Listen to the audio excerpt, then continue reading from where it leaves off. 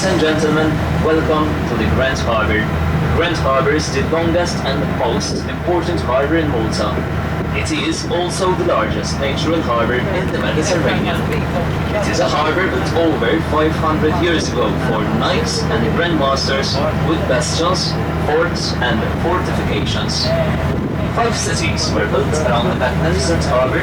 These are Valletta, Floriana, Senglia, Pospigua and Vittoriosa, with a circumference of 9 miles and 6 creeks. Grand Harbour resembles the palm of a hand with 5 fingers.